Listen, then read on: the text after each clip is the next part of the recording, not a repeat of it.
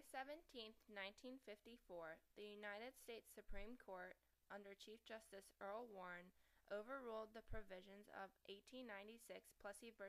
Ferguson, which allowed separate but equal public facilities. The unanimous court ruled separate but equal unconstitutional and unequal, thus sparking the civil rights movement in America. Whatever may have been the extent of psychological knowledge at the time of Plessy versus Ferguson, this finding is amply supported by modern authority. Any language in Plessy versus Ferguson contrary to this finding is hereby rejected. We conclude that in the field of public education, the doctrine of separate but equal has no place. No place.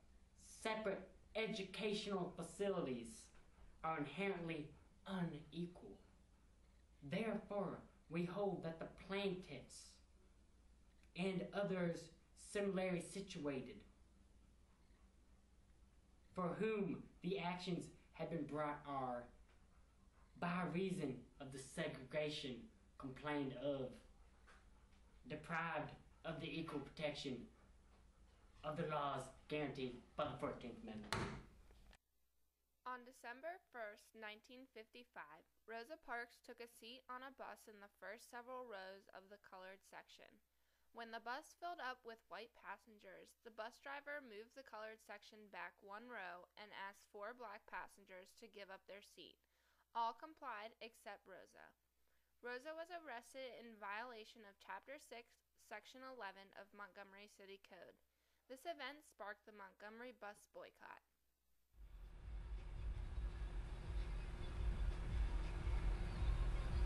Excuse me, ma'am.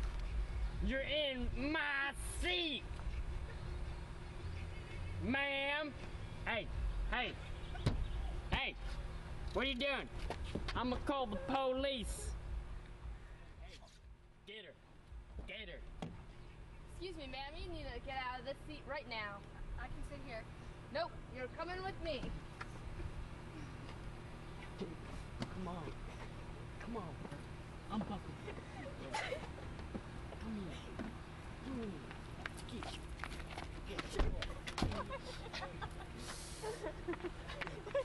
Going away. You'll never come back.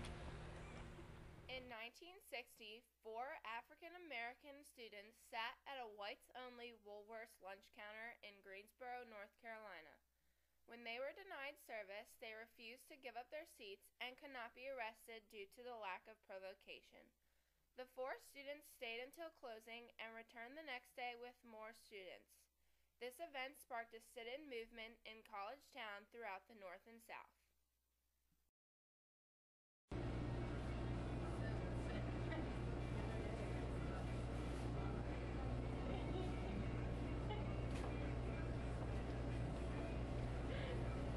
What you doing here, boy? You guys have to leave. We can say something. Get out of here. No, Boy. we're not leaving. Here you go. We're not Get out of here. In 1961, the first Freedom Ride took place to attempt desegregation of public transportation. On May 4th, 1961, 7 blacks and 6 whites boarded a bus in Washington, D.C., headed for the Deep South. They experienced major hostility as they rode farther south. They were attacked, sent to jail, and their buses burned. By the end of the summer, protests spread all across the South, and in November, the Interstate Commerce Commission declared rules prohibiting segregation on public transportation.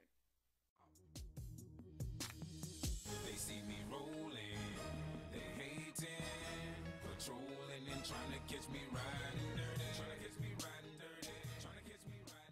In 1963, activists in Birmingham, Alabama launched Project C, or the Birmingham Campaign, which included sit-ins, marches, and boycotts to protest segregation. Over time, the peaceful protesting was met with violence, consisting of fire hoses and police dogs. Many images of this violence were exposed all across the country and eventually caused major support for civil rights movement from President John F. Kennedy.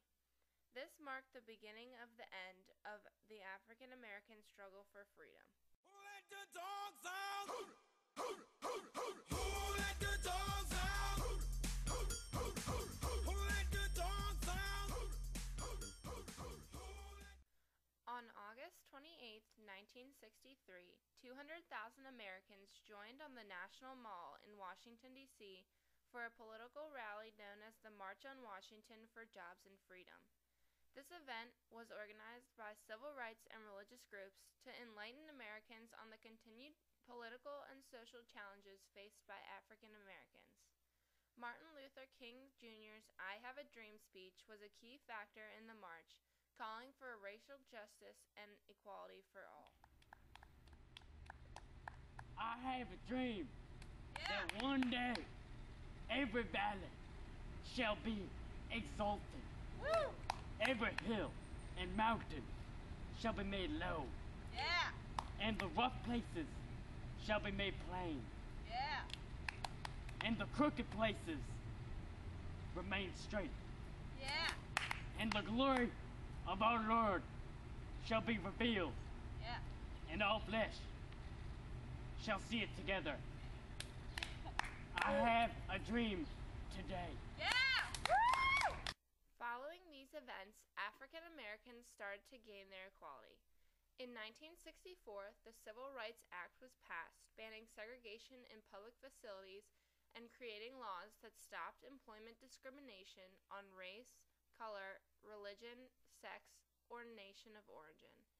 In 1965, President Lyndon Johnson passed the Voting Rights Act to overcome national and state barriers that prevented African Americans from voting.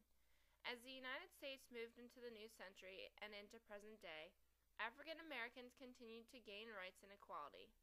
Since the 50s and 60s, African Americans have had huge social and political advancements, including the first African American president, Barack Obama.